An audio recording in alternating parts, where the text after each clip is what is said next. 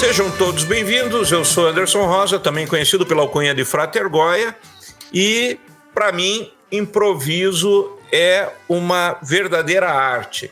E hoje a gente trouxe aqui um convidado que eu convido para se apresentar.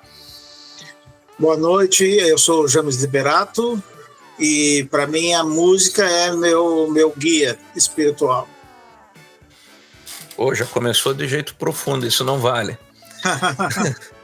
Né?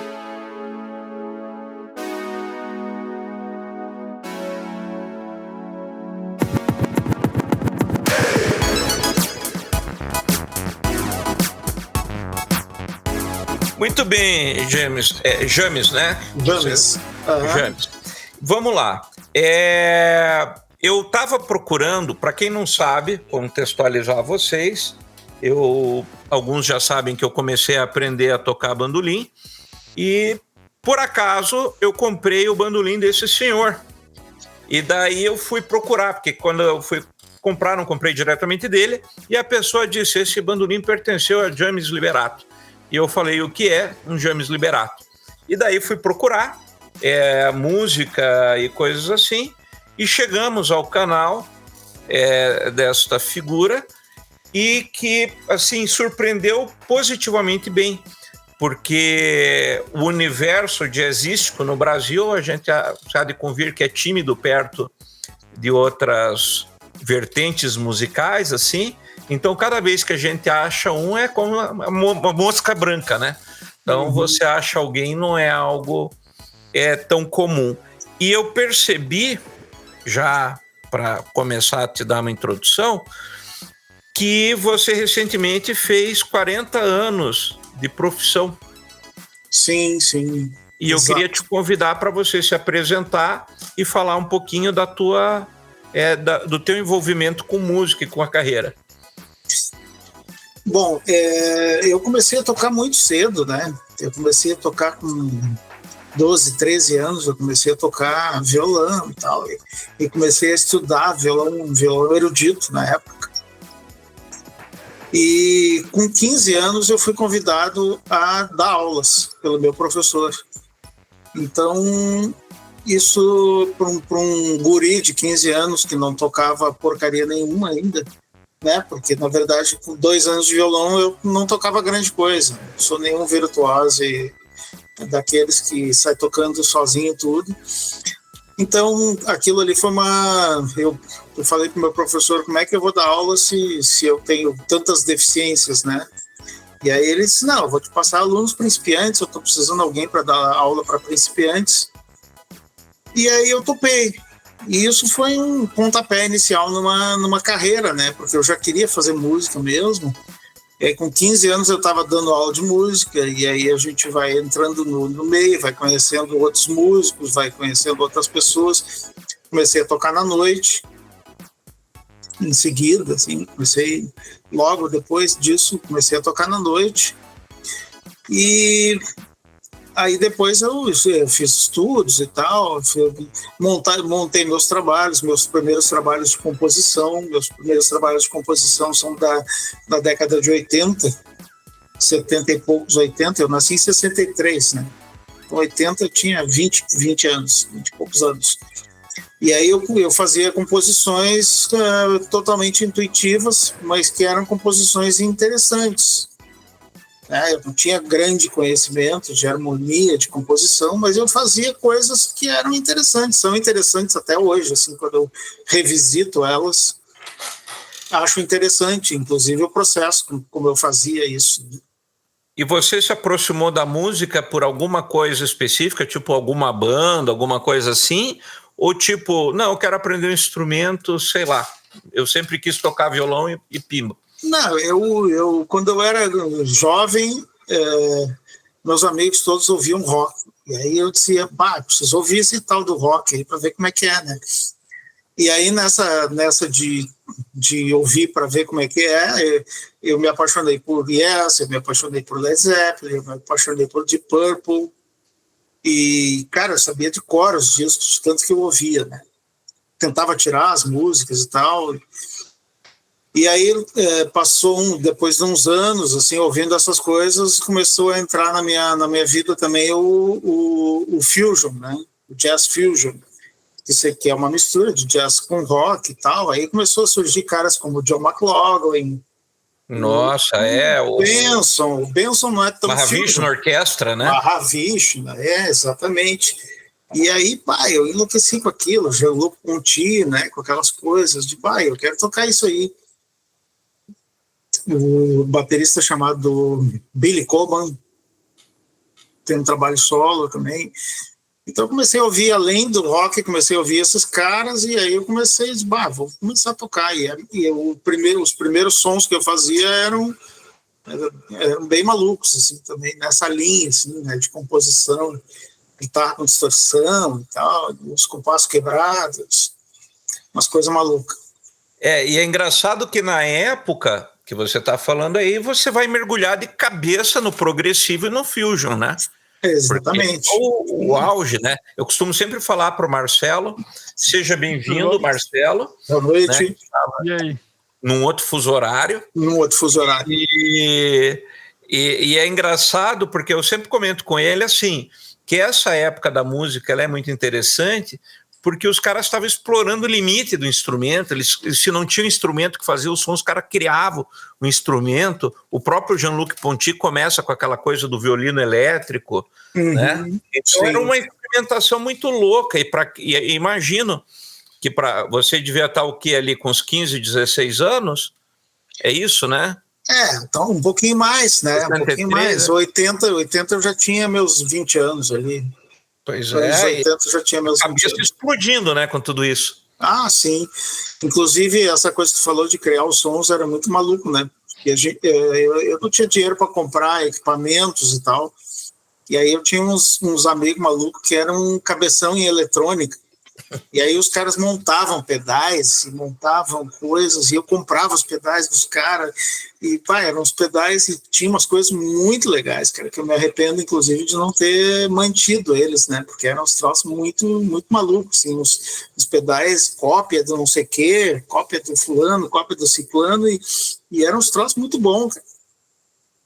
Aí depois o cara vai sendo seduzido pelos equipamentos mais modernos e tal, né? E aí acaba passando para frente. E aí e hoje você está naquela fase do músico que quando começa tem só uma guitarra, um amplificador, aí é seduzido pelos pedais, aí você compra 64 pedais para pôr na pedaleira, aí até que hoje você está só no amplificador e na guitarra de novo? Não, cara. Eu tô bem sintetizado de novo. Eu tô bem sintetizado. Eu tô com alguns efeitos bem legais, assim, que eu tô curtindo usar porque o som do instrumento faz parte da tua expressão, né? Sim. Faz parte, tu consegue te expressar através de um som que o teu instrumento produz. E quanto mais recursos tu tem através daquele som que tu consegue tirar do teu instrumento, mais possibilidades tu tem. Eu uso várias coisas, uso oitavadores, uso delays, uso coros, uso reverbs, uso várias coisas, nada muito estratosférico, assim, mas são coisas bem programadas. Assim. Eu trabalho bastante em cima de programação de timbres para subir no palco e ter, eu sei que som vai sair quando eu pisar num determinado pedal. Aí deixa eu já te fazer uma pergunta aqui que não quer calar, né? Sim. Por exemplo, eu também sou adepto dos gadgets, né? Que eu concordo, acho que você vai lapidando o teu timbre, né? Tem muita gente que diz, você esconde imperfeições. Não, eu acho que você vai construindo o timbre. A imperfeição ela vai estar lá de qualquer jeito, com ou sem outra coisa. Mas existe o que você falou, né? Estudar um efeito e tal. Mas a pergunta é a seguinte, hoje o que você prefere? Você ainda prefere o pedal isolado ou você prefere aquelas pedaleiras programáveis, Kemper e aquelas coisas assim? Cara, eu já tive os dois simultâneos. Tive pedaleira e eu montei um grupo de pedais. E eu usava os dois. E, cara, os pedais, o grande problema de um grupo de pedais, um monte de pedal junto, é ruído de cabo, é ruído de fonte, daqui a pouco dá um ruído, tu não sabe aonde que está aquele ruído, sabe? Tem alguns poréns, assim, que na hora do pega eles podem ser determinantes, né, cara? O som é legal, eu gosto do som dos pedais. Mas hoje eu estou trabalhando com uma pedaleira e estou trabalhando com mais alguns pedais acessórios. Então eu trabalho com a pedaleira como um centro, até porque, por exemplo, em casa eu tenho 2 amplificadores diferentes. Cada amplificador é um som completamente diferente. Então não adianta programar um timbre para minha guitarra, eu ligo naquele amplificador, tá maravilhoso, eu ligo no outro, não tá. E às vezes quando eu vou tocar, às vezes eu não levo amplificador, eu levo a pedaleira. Então eu tenho que ter um recurso para chegar no lugar onde eu vou tocar e conseguir. Eu chego antes e vou ligar e vou acertar o timbre até ele ficar como eu quero, como eu gosto de ouvir ele em casa, entendeu? E a pedaleira, ela te dá esse recurso. Tu sabendo usar ele, ela te dá essa possibilidade, né? É James ou James? James, Marcelo. Prazer, primeiramente prazer. Prazer. Demora, eu fiz um procedimento no meu dente aqui eu falei pro Goya em mensagem, eu vou ficar meio quieto porque tá meio doendo. Tá, mas enfim, prazerzão. Prazer. Isso que você falou, bom, eu peguei o barco andando aqui já, né? Mas isso que você falou do som, cara, assim, de você ter o teu som, né, tipo, mais ou menos essa ideia, né, de você usar os efeitos, as coisas assim que você usa para tirar o som que tá na tua cabeça, geralmente, né, assim, que a gente coloca, sim, né. Sim. O Miles falava bastante isso, né. Tem um filme, cara, não sei se você conhece, chama-se Jingo, que o Miles fez a trilha, e ele tá no filme. Tem no YouTube esse filme aí. O filme é uma história de um cara que é um australiano, que ele vê o Miles, né? Não é o Miles no filme, é um outro. É o Miles interpretando um outro músico, né? Ele vê esse cara tocando e ele fica fascinado e ele quer tocar trompete. E daí ele mora na Austrália, numa vila que tem lá. Daí de repente ele fica mais velho e tal. E o Miles fala para ele assim: quando você quiser me ver tocar, vai até Paris. E daí esse cara vai a Paris para ver o Miles. E o filme é essa jornada, vamos dizer assim, do cara buscando o ídolo dele. E ele chega lá no apartamento do Miles, que eu não lembro o nome do personagem que ele interpreta lá. Sim. Ele tá tocando um synth, né, com som de trompete. O cara fala assim, você não toca mais trompete? Aí o Miles fala, eu tô tocando trompete. E daí ele toca umas frases de trompete no synth, assim, daí ele coloca outros sons, outras coisas assim e tal. Mas eu lembrei, como você falou, lembrei dessa passagem do filme aí. Sim. O som, né, que você quer fazer, né, cara?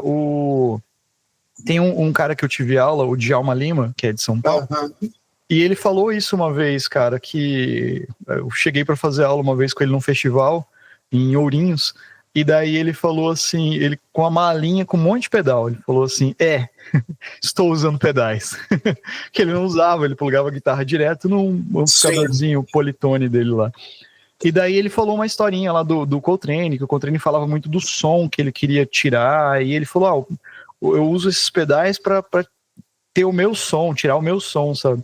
E quando você falou disso, eu me lembrei bastante dessa coisa, sabe? De você usar um monte de pedal, um monte de coisa talvez, ou não usar nada, mas é pro som que você quer talvez tirar, que você quer produzir, que tá na tua cabeça, cara. E eu acho que quando você acha talvez o som que você quer fazer, ele vira quase que uma voz, diga-se de passagem, o Pat Metheny, né, por exemplo. Você escuta o Pat Metheny tocando, você escuta, você fala, pô, o Pat Metheny, né? O Alan Holdsworth, você escuta o Alan Holdsworth, você fala, pô, o Alan Holdsworth. E os caras das antigas também, se você escutar, sei lá, é que hoje em dia é muito mais difícil, mas você escutava o Miles, ou o Wayne Shorter, ou sei lá, o próprio Coltrane tocando, você fala, pô, esse é o Coltrane. Ou era um cara imitando o Coltrane, se for nos anos 60, né, assim. É mais ou menos isso. É que a música é uma expressão, né, cara? A música é uma expressão. E aí a tua expressão, ela pode se manifestar no som que tu tá afim. E eu acho Eu respeito quem é purista, quem quer, vou ligar minha guitarra direto, não vou usar nada, tudo bem. Mas, cara, tu tem menos recurso. Isso é uma realidade. Né? Se eu pegar minha guitarra e ligar, eu vou tirar um somzão da minha guitarra. Tem uma guitarra legal, vou ligar num amplificador legal, vou tirar um som bacana, beleza. Mas é aquele som ali e acabou. Se tu quiser ter uma variação de som, porque a guitarra é um instrumento muito expressivo. E a guitarra é um instrumento que ela assume várias funções dentro de uma música diferente. Né? A guitarra, eu penso na guitarra que nenhum jogador de futebol, assim. Daqui a pouco tu é o camisa 10, tu tá lá fazendo acordes ali no meio de campo, bem discreto, e ele tá preenchendo aquele espaço ali do meio de campo da música. Daqui a pouco tu vai lá pra frente, tu é o centroavante, aí tu tem que fazer o gol, aí o cara vai tu tem que meter solo e meter uma melodia, e aquela melodia tem que aparecer. Tu tem que ter recurso para tocar tua guitarra e ela sair para fora da banda, né? Ela se projetar. Porque eu trabalho também com mixagem, né, cara? Trabalho, tem estúdio aqui, eu sou produtor também. Então eu tenho noção dessas coisas, assim, os instrumentos, eles têm funções dentro da música. Né? E às vezes tu vai mudar de função dentro da música de acordo com o momento ou com a necessidade. Né? Às vezes tu não tem que fazer nada.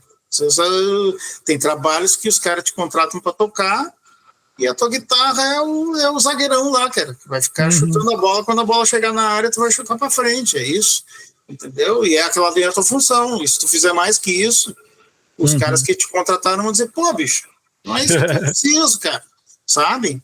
Você é contratado para ser o pianista do ABBA. Tem aquele memezinho, né? Exatamente. Tem aquele meme, né? O cara estudando em casa lá, fazendo...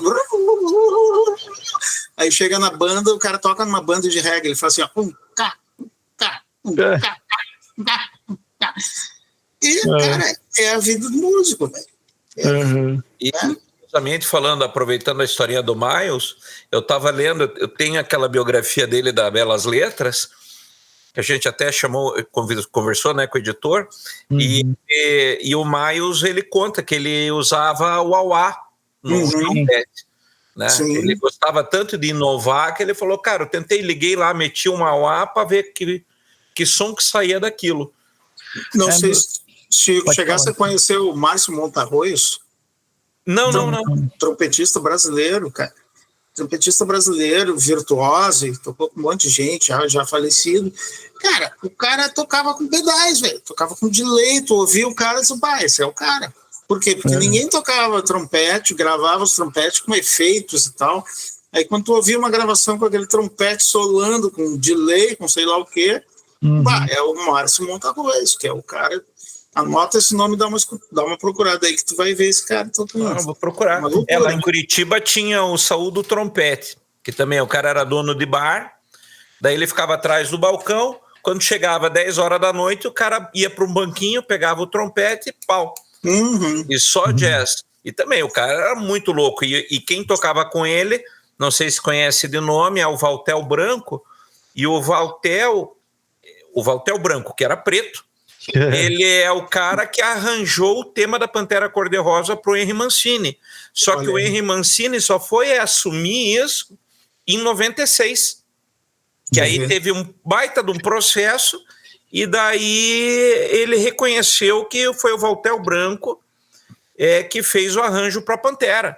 Sim. Né? E o Valtel, a obra dele de violão é maravilhosa, mas é como tu falou aí, são artistas que você não vê se sobressaindo no mainstream, né? São artistas locais que você vai acabar ouvindo muito discretamente, né? E aí eu faço uma pergunta para ti, né? O Marcelo aqui, a gente sempre tem uma eterna discussão sobre você ser um artista local e muitas vezes você ter que se projetar fora do teu quintal, porque é mais valorizado que em casa. Como é que é isso aí no Rio Grande do Sul? Como que é a recepção do jazz em Porto Alegre?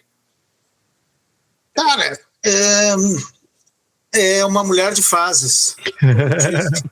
Né? Por exemplo, agora em fevereiro, agora dia 16 de fevereiro, eu toquei no Auditório Araújo Viana, aqui no Festival de Jazz, promovido pelo pessoal daqui, pela Opinião Produtora e tal. E, cara, bandas locais, tinha 3.000 pessoas no Auditório Araújo Viana, velho. Claro que tudo bem, era entrada franca, mas mesmo assim, entrada franca não é, vou lá porque é entrada franca. Não, as pessoas vão porque elas estão a fim de ver, né? Se tiver que... claro, a entrada franca facilita bastante, né? Agora, a coisa de noite, assim, por exemplo, tu arma um show na noite, tem algumas casas bacanas aqui e tal, que tem shows, é difícil arrastar gente, cara, pra jazz, assim, sabe?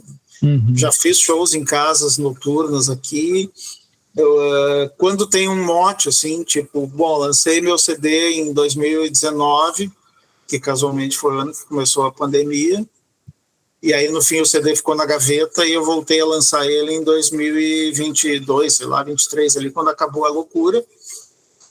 E aí eu lotei uma casa porque fiz uma divulgação em cima do lançamento do CD, né? Mas aí é um evento específico. Agora armei uma noite para tocar lá, um time demais, assim, sabe? Músicos de primeira, repertório demais, cara, e foi meia casa, assim, então é um, como eu digo, é uma mulher de fases, né? É um mercado meio complexo, assim.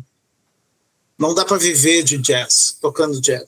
E outra, né? Eu não me considero mais um guitarrista de jazz hoje em dia, sabe? Me considero músico. Então, esse rótulo de guitarrista de jazz eu larguei lá nos anos 90, por aí. Eu já não sou mais guitarrista de jazz, embora eu tenha tocado anos na noite, eu tenha tocado jazz, li todos aqueles real books, sabe? Toquei 80% dos temas que tem lá. Mas, enfim, a gente vai mudando e vamos fazendo outra linha.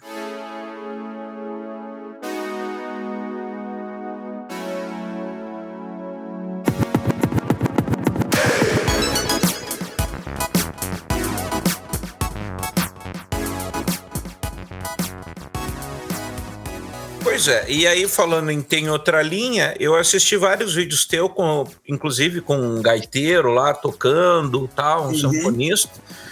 E como que é isso hoje para você é mais fusion mesmo, ou é a tua música? Como que você define isso? Essa sonoridade que você tem feito atualmente? Cara, eu bebi muitos anos na música brasileira, né? Eu venho, assim, nos últimos 15, 20 anos, eu venho bebendo muito em música brasileira. E aí tu começa a agregar alguns elementos da música brasileira. Por exemplo, o acordeon, ele é um instrumento Brasil, né? Tem uma cara de Brasil. Bota um acordeon numa música, eu tenho tocado muitas coisas também com ritmos do Nordeste, tem baião, tem... né? Então são coisas assim que agregam.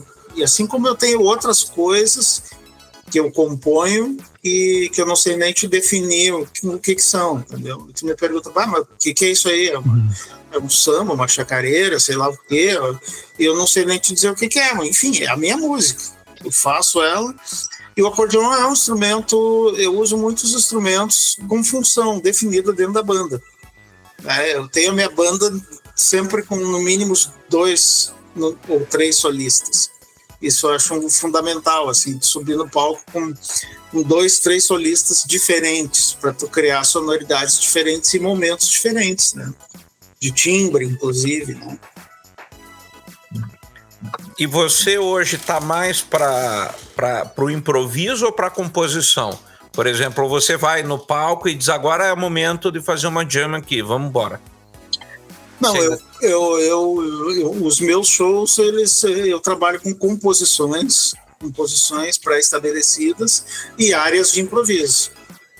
Áreas de improviso específicas. Dentro da composição tem uma área que, agora é improviso do acordeon, improviso do piano, sei lá, improviso da guitarra. E aí essa área, às vezes, pode ter uma harmonia fixa ou não.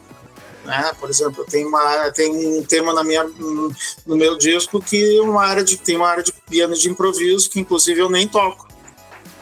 Eu nem toco, eu paro de tocar, por quê? Porque aí se o pianista quiser mudar a harmonia, ele se entendendo com o baixista, tá tudo certo. E aí eu saio fora e volto quando ele faz. A gente tem sinalizações que fazem, agora vai voltar a banda. E aí a gente tem um ponto para voltar a banda e ataca de novo. Coisas desse tipo.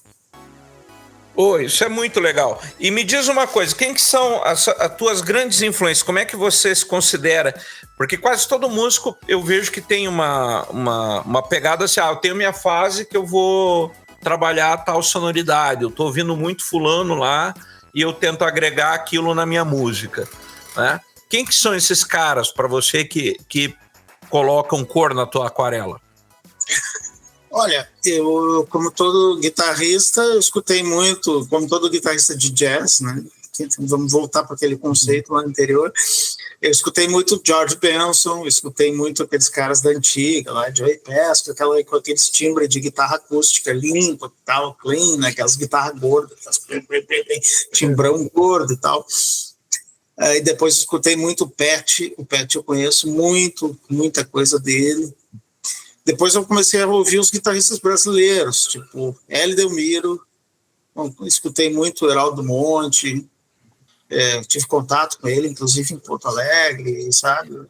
E escutei guitarristas mais modernos, assim, Ricardo Silveira, que já nem é tão mais moderno, né? Mas dos brasileiros lá, Chefe Pinheiro, esses caras, assim. Mas eu vou te dizer que hoje em dia eu já... Não é que eu não escute, eu escuto, mas não paro para ficar ouvindo esses caras. Eu escuto música em geral, a música bem feita. Eu escuto muito, sou muito fã do Hamilton de Holanda, entrando naquele assunto do bandolim de novo, né? O Hamilton. O Hamilton, para mim, é um monstro, sabe? É um cara, assim, fora da curva, totalmente fora da curva. Escuto muito pianistas, eu estou estudando um pouco de teclados também. Então, eu escuto muito Salomão, que toca com ele, Salomão Soares, não sei se vocês conhecem. Mas, enfim, eu não fico muito fixado em influências do meu instrumento, entendeu? Minha influência é música, eu estou escutando música. E aí eu pego o instrumento que eu tenho mais domínio, é uma guitarra. Eu pego uma guitarra, eu estou em casa. Um violão, estou em casa. Eu toco relativamente bem contrabaixo também, toco bem. Bandolim eu toco, mas não me considero um grande bandolinista, porque minha mulher diz, mas tu toca tri bem. Eu digo, não, eu vou dizer que eu toco bem o dia que eu tocar qualquer coisa em qualquer tom. Enquanto tu pega o instrumento, tal tonalidade é complicada, não sei o que, então tu não tá bom, não tá legal. O músico ele tem que dominar aquilo que ele faz. É que nem o cara que é engenheiro, imagina, tu ganha um diploma de engenheiro, aí o cara te diz, então vem cá, vou te contratar para fazer a ponte aqui, Rio-Niterói, vamos restaurar a estrutura.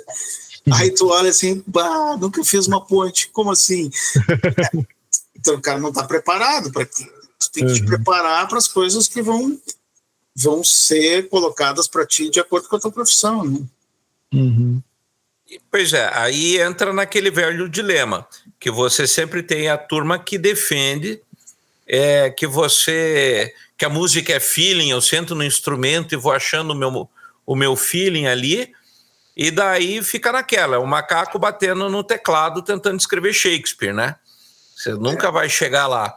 Então, para escrever Shakespeare, você vai ter que ter uma técnica, né? Então, você defende, dentro do que a gente está conversando, isso, né? De você ter um preparo mínimo que seja, mas pelo menos você tem que se preparar para aquilo que você está querendo defender, né? Tem que ter, cara. Tem que ter. Porque assim, o próprio desenvolvimento da música no ser humano, ele é um processo. Ele é um processo que envolve várias coisas. Envolve o feeling, claro, envolve a mecânica, tu tem que fazer a ginástica do teu instrumento, né? Eu tenho alunos principiantes, aí eu mando os caras fazer exercício de dedo. Aí os caras, professor, mas eu queria tocar. Eu digo, bom, tu quer tocar? Tudo bem. Se tu não fizer exercício de dedo, eu vou te passar uma música e tu não vai conseguir tocar. É a mesma coisa, quero correr na maratona no fim do ano. Se tu não tiver em forma, tu não vai correr a maratona, filho.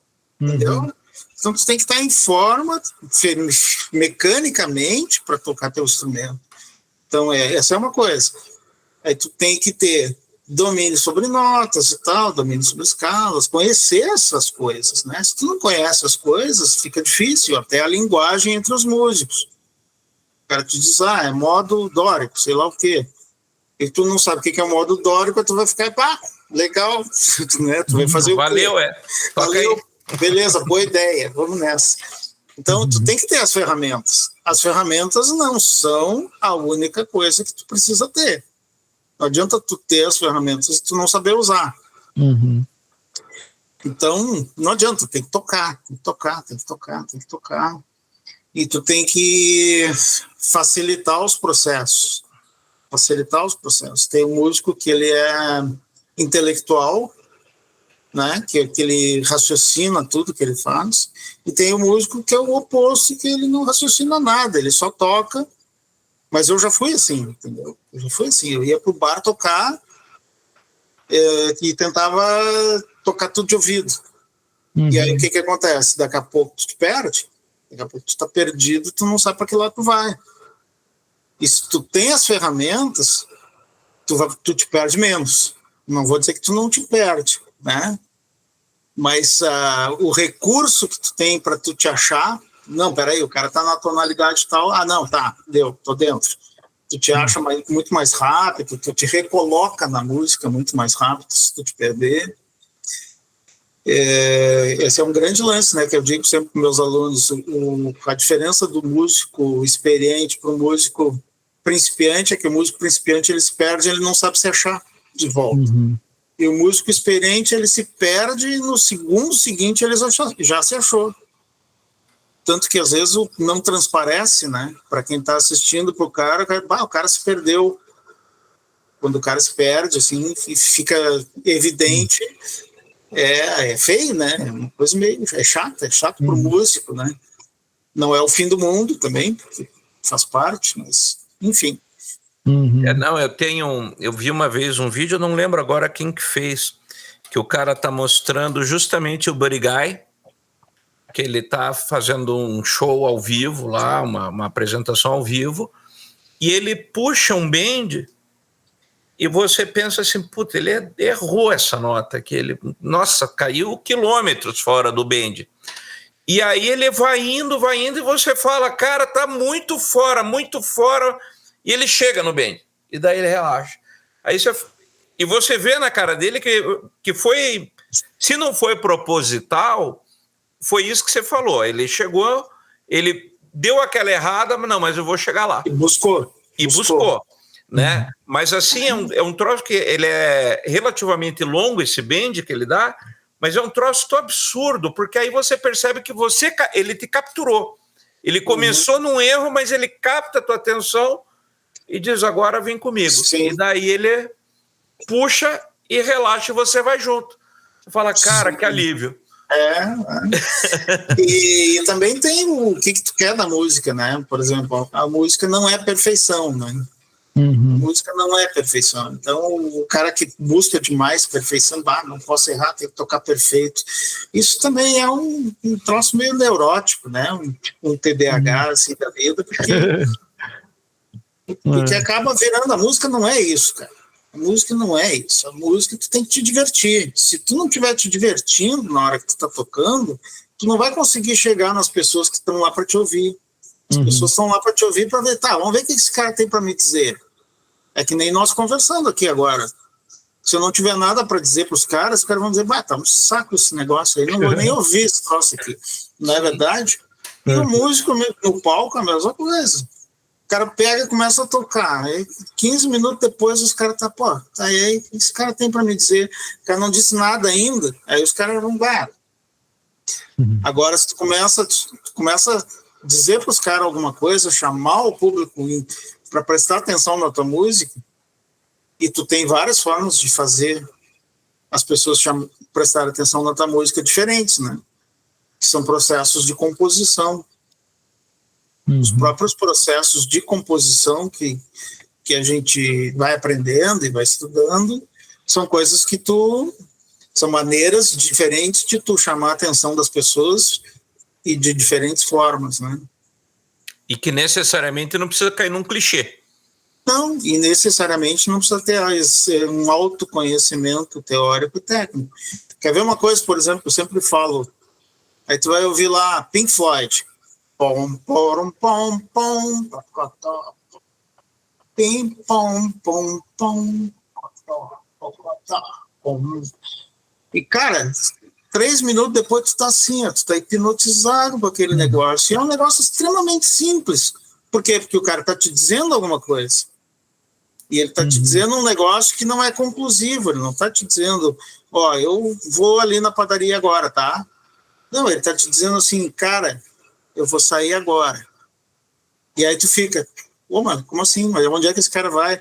E aí o cara continua te falando um negócio, mas tu não sabe para onde ele tá indo, entende? Então, se tu prestar atenção, a sensação que a música te dá é essa, né?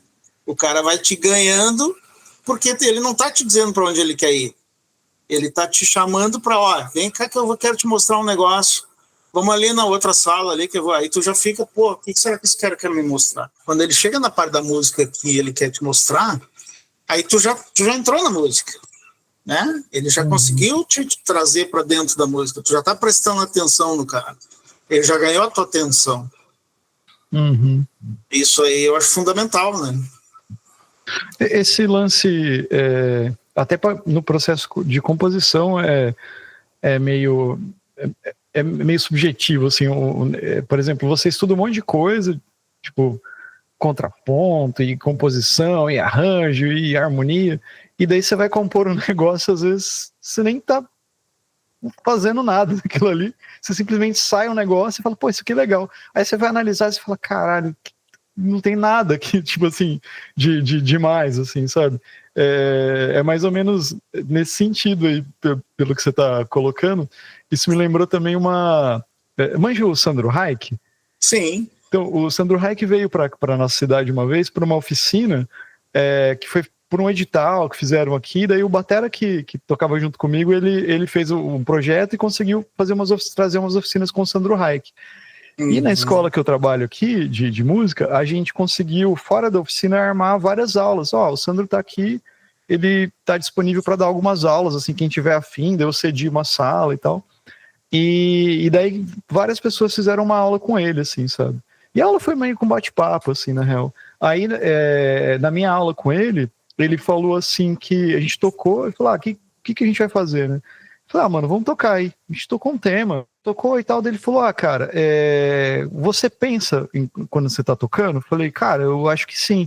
Tipo, eu perguntei pensar como, assim? Ele falou, pensar na estrutura da harmonia, na hora de improvisar e tal. Aí eu falei, eu penso, né, o que sai, o que vai rolar, o que dá pra usar e tal.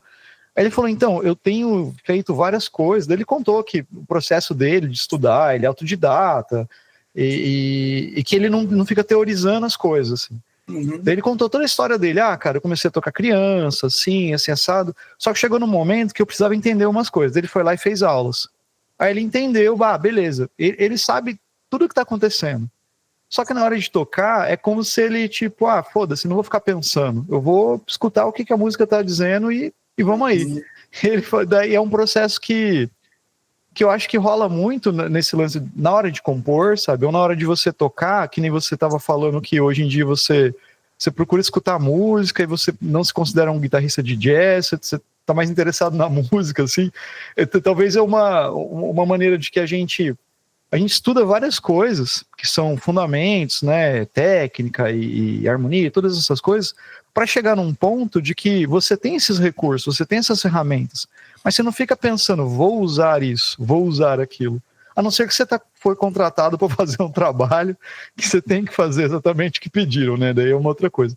Mas eu digo na tua música, no teu som, assim, sabe? Então acaba virando um negócio bem subjetivo mesmo, sabe? Assim, você tem todas aquelas ferramentas, mas acaba virando um negócio que veio de você, real, assim, sabe mesmo?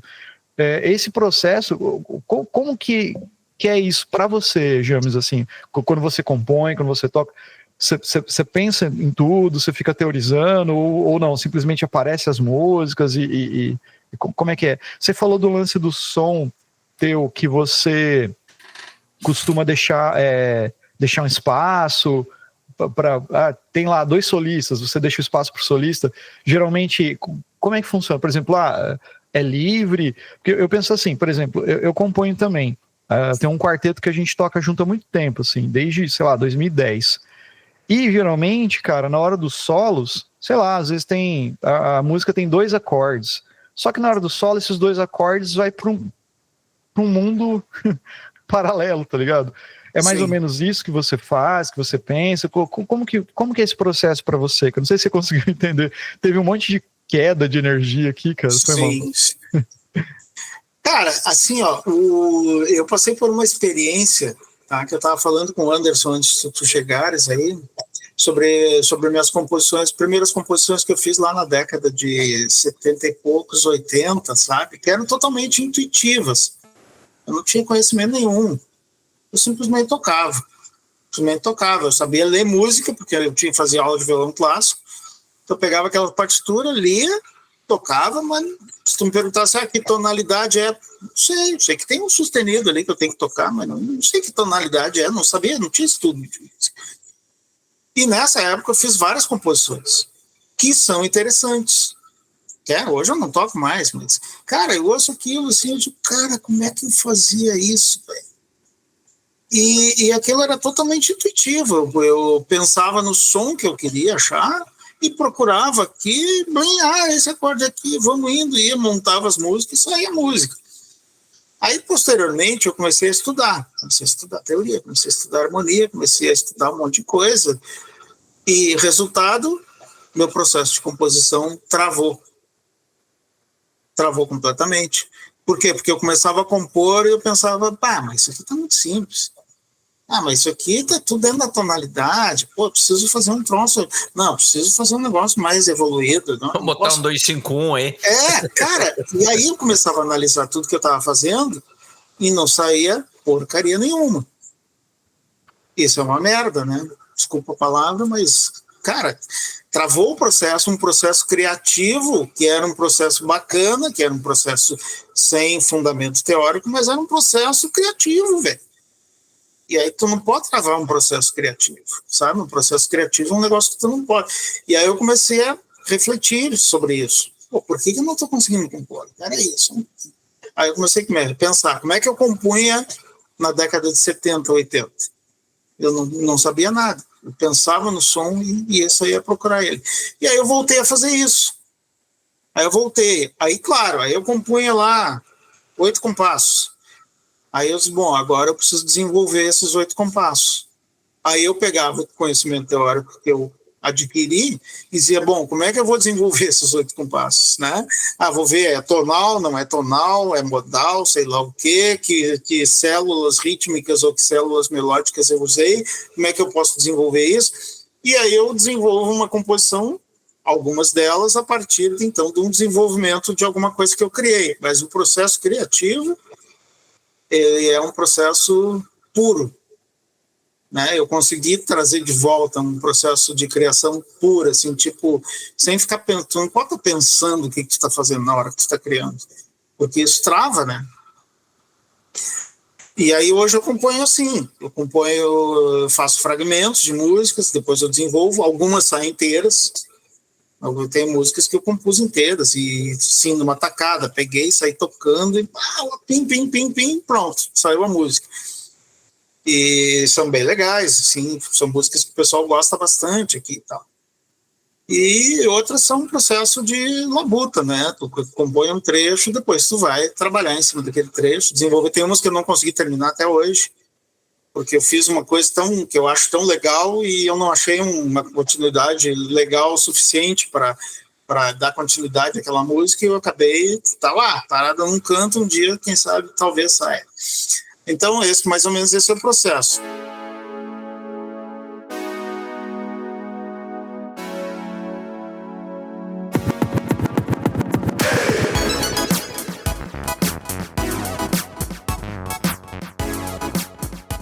Eu não ia falar que esses tempos eu assisti um documentário sobre o David Bowie Acho que não sei se é os últimos 5 anos, uma coisa assim.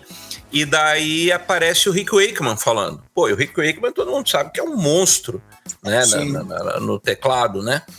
E aí o Rick Wakeman, ele fala, olha, o Bowie é um gênio na música. Eu falei, pô, pro Rick Wakeman dizer isso, tem alguma coisa aí por trás. E aí ele vai falando, ele justamente começa, ele diz assim, ó, na harmonia tradicional a coisa tinha que ir para esse lado. Só que na composição, o Bowie vai para tal coisa. E isso aqui eu tive que sentar para entender. Porque naturalmente você não faria isso na música. Agora, talvez por ele não dominar tanto, né, quanto supostamente seria o desejado, ele se permite buscar outras alternativas e fica bom. Claro. Né? E acho que tem um pouco disso, né? Você se permitir escapar do quadrado, né? Da claro. Regra, né? Na verdade, todo cara que é compositor, ele chega um momento que ele quer sair do convencional. Eu não quero compor uma música 1-4-5. Eu não preciso fazer. Claro, até posso compor, não tem problema nenhum. Mas, cara, tanta gente já fez isso, entende? Então, eu não quero fazer isso. Eu quero fazer uma coisa diferente. E aí tu começa a buscar caminhos diferentes. Pode falar. Eu me lembrei do Kurt Cobain, porque eu acho o Kurt Cobain um puta compositor, cara. Tipo, o cara não sabia nada, mano. Tipo assim.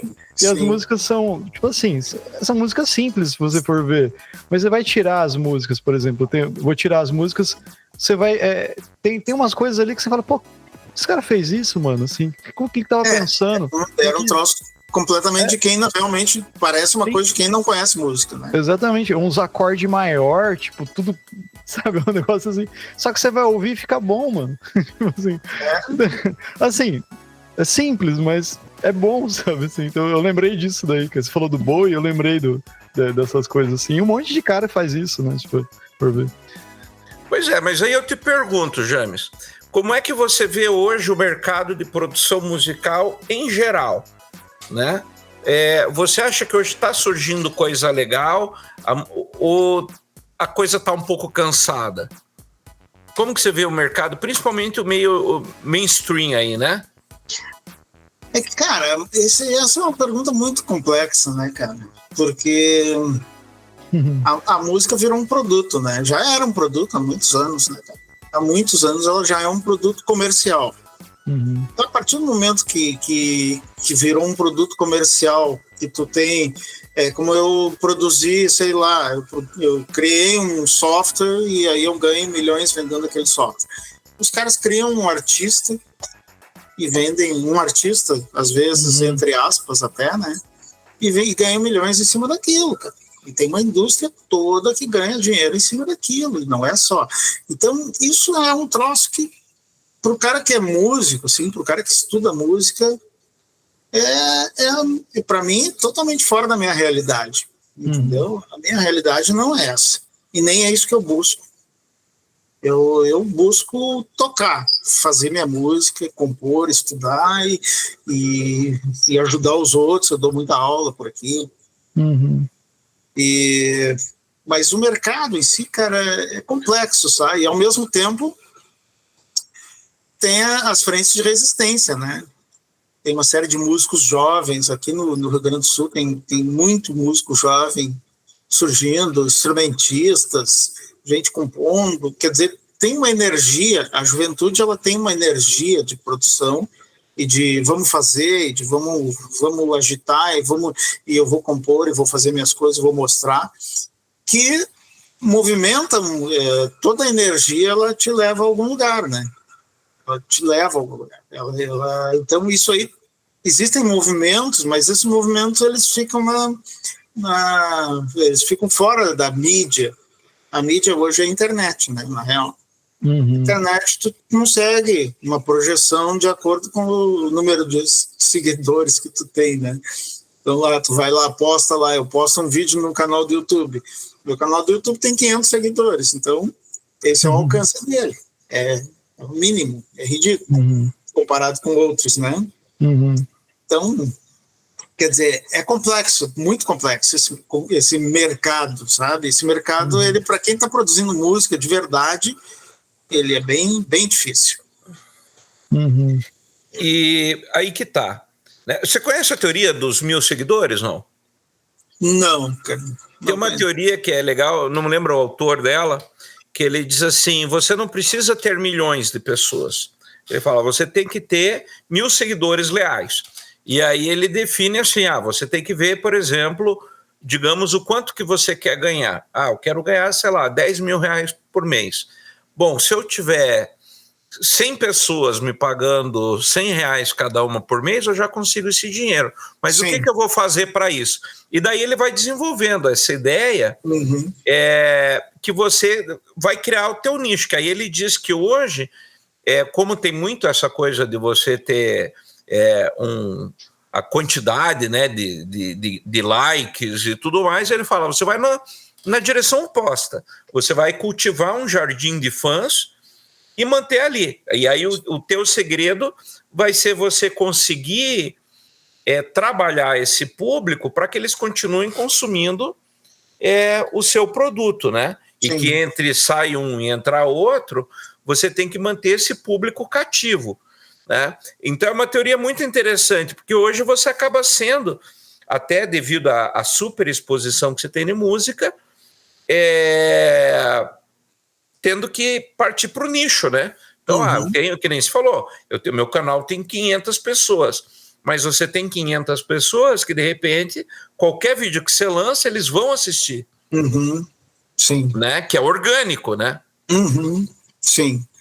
E aí eu acho que... Aí uma coisa que eu vou te perguntar, nós estamos aqui no Paraná, a minha família inteira é metade Rio Grande do Sul e metade Santa Catarina, eu sou de Santa Catarina, e eu percebo que no Sul existe um bairrismo, assim, muito, não sei se é autocentrado, mas tipo, acaba meio que dando um foda-se para grandes eixos, assim, tipo, cara, eu prefiro ser dono do bairro do que tentar pagar pau para ser da Globo, sabe? Sim. Tipo, eu não preciso disso. De repente eu faço um edital aqui, eu faço o circuito no interior aqui, para mim tá bom. Como que você vê isso aí no Rio Grande do Sul? Olha, cara, eu não posso falar pelos outros, né? Posso falar por mim, assim. Eu tenho raízes aqui, assim, por exemplo, eu tenho uma estrutura familiar, tenho casa, trabalho numa ONG, a gente dá aula para músicas, a gente atende crianças em vulnerabilidade social através da música. Então eu faço meus trabalhos e continuo fazendo a minha música, mas, cara, assim, eu não invisto em produção, realmente, como tu está falando. Tipo, eu quero fazer um show no Paraná, por exemplo. Não corro atrás disso, entendeu? Não é uma coisa que eu estou correndo atrás, mas eu estou falando por mim, da minha pessoa. É uma posição minha. Assim, eu tô aqui, estou tocando, estou estudando, estou ensinando as pessoas que me procuram. Quer dizer, estou meio fechado, assim, né? Nesse sentido. Mas eu não posso falar por mercado, né? Porque, como eu te disse, principalmente os jovens, tem a galera jovem que está fazendo música, está se projetando, né? Uns viajam, uns estão caindo fora, uns vão para Rio, vão para São Paulo, vão tentar coisa lá.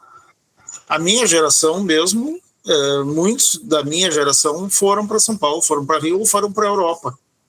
Alguns músicos foram morar na Europa, se fixaram lá, né?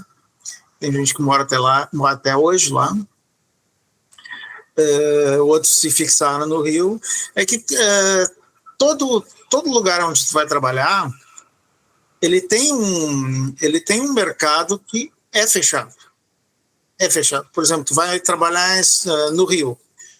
Tá, no Rio tem trabalhos maravilhosos, mas quantos são? E quantos músicos tem para fazer esses trabalhos maravilhosos? Ali já na fila, já que conhece o fulano, conhece o ciclano, tem capacidade musical para entrar e tocar. Então, é uma coisa meio ilusória, assim, dizer, não, vou morar no Rio, porque no Rio eu vou conseguir trabalhar com outras pessoas, pode ser que sim, até, né? Pode ser que sim. Mas não é uma certeza, entendeu?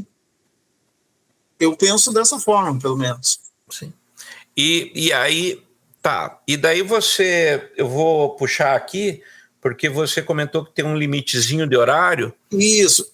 E eu quero, para respeitar o teu limite de horário, eu queria convidar para você falar um pouco da tua ONG e do trabalho que você faz, porque é uma coisa que surgiu aqui na conversa e acho que merece um destaque até para você, de repente,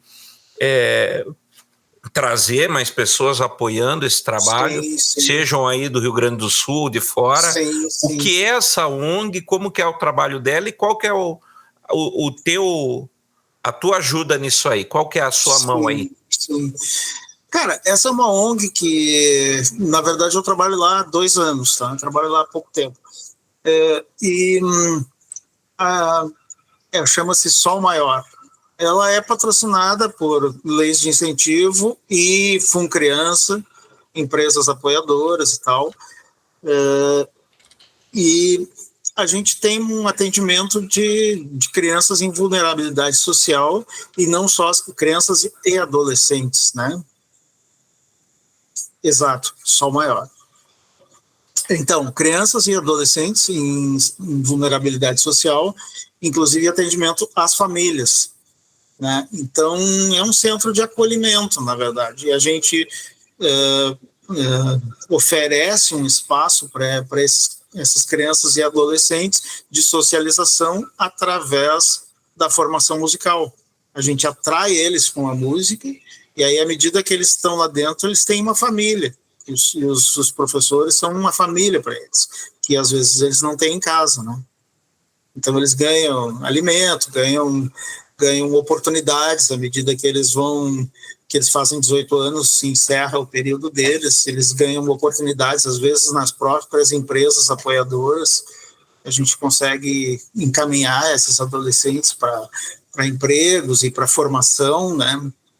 Cara, é um trabalho fantástico, assim, é um trabalho social que realmente, como eu disse, eu estou há 2 anos lá e para mim foi uma transformação também atender essas pessoas, porque a gente não tem ideia, sabe? Não tem ideia da vida que essas crianças levam às vezes e de repente tu te torna uma referência para eles, entendeu? Tu te torna uma referência que, pô, eu tenho com quem contar, eu tenho quem vai me segurar minha mão quando eu precisar. É um troço muito legal, cara. Você sabe, eu comentei contigo antes da nossa conversa que eu dou aula de Tai Chi, né? Sim. E eu dou aula, quando eu morava em Curitiba, eu dava aula no Colégio Estadual do Paraná, que é um dos maiores colégios públicos da América Latina. E aí eu tinha alunos que moravam na região metropolitana de Curitiba e a aula era 1 hora de aula de Tai Chi na semana e os alunos vinham 2 horas de ônibus. E aí um dia eu perguntei para um aluno, né? Eu falei, mas por que você vem? Você sai sábado de manhã, só tem o Tai Chi, você despenca lá de onde você mora, da região metropolitana, para o Tai Chi. Ele falou, professor, eu comecei vendo o senhor praticar, que daí o senhor praticava, todo mundo tirava sarro, com as coisas, Jack Chan, tal, sempre tem, e você não desistiu. Aí eu falei, tem alguma coisa aí. E aí eu comecei a me interessar. Aí eu vim fazer a aula, eu vi que o professor não desistiu. Chova, faça sol, o professor estava aqui, né? E aí eu pensei, esse professor não desistiu de mim. Sim. E aí eu vim.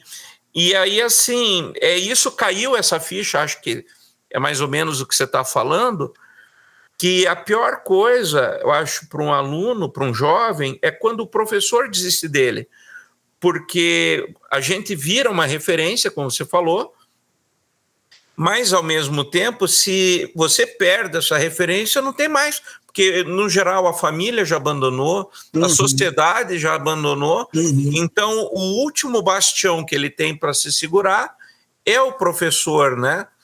E acho que é por isso que tem o poder tão grande dessas ONGs, como é o caso da tua, de seduzir o aluno com a música, né? E Sim. o poder transformador que a própria arte tem. Sim. Né? E no meio dessa galera surgem alguns talentos também. Surgem talentos assim que tu não imagina. Daqui a pouco surge um cara tocando assim, como assim, cara? Mas onde é que tu aprendeu? Eu vi um vídeo na internet e aprendi. O cara já chega tocando um negócio que já é. E tu fica, o cara não sabe nada de música, aquilo que a gente estava falando, mas ele já sabe tocar. Né? E, cara, bom mecânico. É um trabalho fantástico, sabe? Porque eu trabalhei em escolas particulares sempre, né? Os meus últimos 15 anos foi trabalhando em curso técnico de música. Então, as minhas aulas eram aula intelectual, cabeça, harmonia, teoria, contraponto, não sei o que, guitarra, parará, trabalho intelectual direcionado à música, né? E, de repente, eu caí nesse trabalho assim, social e foi uma virada, porque lá o importante não é o cara sair virtuoso tocando, não, o importante é tu proporcionar o ambiente para o cara, né? Para uma pessoa que está precisando. Salvar uma vida, né? Exatamente, várias. E aí fica, como é que o pessoal que está ouvindo acha essa ONG, como é que ajuda essa ONG e como é que acha o James Liberato também? A ONG chama-se Sol Maior, tem no Instagram, Sol Maior, ONG Sol Maior, e não sei te dizer se tem site também, mas acho que possivelmente tem. E o James Liberato tá lá, Instagram, Liberato James _music, e o canal no YouTube, James Liberato, e estamos aí, cara, e estamos abertos aí a conversar com as pessoas que quiserem trocar uma ideia, quiserem fazer aula, sei lá, ou só trocar uma ideia, ou conversar sobre equipamento, ou sobre guitarras, ou sobre vida, ou sobre música em geral. Estamos aí, estamos abertos. E você também dá aula online, se de repente, eu quero sim. fazer uma aula aí de harmonia contigo, você também está à disposição. Dou aulas online, sim. Só me contatar que a gente providencia. Perfeito. Marcelo, você quer fazer as... Eu só queria agradecer o papo, né? Eu cheguei atrasado, mas já consegui pelo menos falar alguma coisa aqui com o meu dente doendo, mas tá tudo certo. Mas muito obrigado, James. Prazer te conhecer, cara. Quando o Guaia mandou os vídeos, ele falou, vamos falar com esse cara aqui e tal. Eu falei, que legal, guitarrista e tal. Os guitarristas são sempre gente boa. eu falo que a guitarra é o melhor instrumento do mundo, porque eu sou guitarrista também, né? Sim. Mas, prazer. Falar também que eu já tô te seguindo lá no Instagram e já mandei para você o link do filme que eu falei do Miles. Vou assistir. Mandei lá o link do YouTube lá para você dar uma olhada depois. Grande prazer, cara. Vamos ficar em contato e falar mais, né? Seja bem-vindo sempre aqui no podcast. Quando tiver mais coisas pra gente conversar ou coisas que você quiser. Tô lançando um trabalho novo, vamos trocar uma ideia, né? Só falar com o Anderson, comigo, a gente vai se conversando. Muito obrigado pelas palavras. E aí a gente tem assim um time que sempre retorna, sabe, James? Uhum, sim. Que assim, as pessoas que vão conversando e acaba, cara, eu tô com uma ideia aqui, e se a gente fizer uma reunião? Então a gente já fez ponte, por exemplo, amanhã nós vamos conversar com o Digão, que ano passado fez a turnê com o Hermeto Pascoal, ele é percussionista, né? E aí junto vai estar o Michel Leme, que também né? Sim. E vamos estar falando sobre um filme que é aquele Meu Belo Cérebro Quebrado, né? Sobre aquela menina que teve um derrame e tal, bem crítico o negócio. E então a gente se junta para falar várias pautas e principalmente com gente interessante e gente que quer conversar. Né? Porque às vezes você tem alguma coisa, mas, puxa, eu queria falar que não ficasse só aqui. Cara, eu, da minha parte aqui, agradeço demais aí a vocês, Marcelo, Anderson, e foi uma grande satisfação vir aqui conversar com vocês e espero que tenha uma repercussão bacana aí, o nosso papo e estamos abertos aí para voltar e também para vocês, os canais estão abertos, precisando de alguma coisa da gente aqui. Quando vierem a Porto Alegre também, ao Rio Grande do Sul, avisem para a gente se encontrar e fazer um som. Sim. Tá? Bom demais. Muito bom.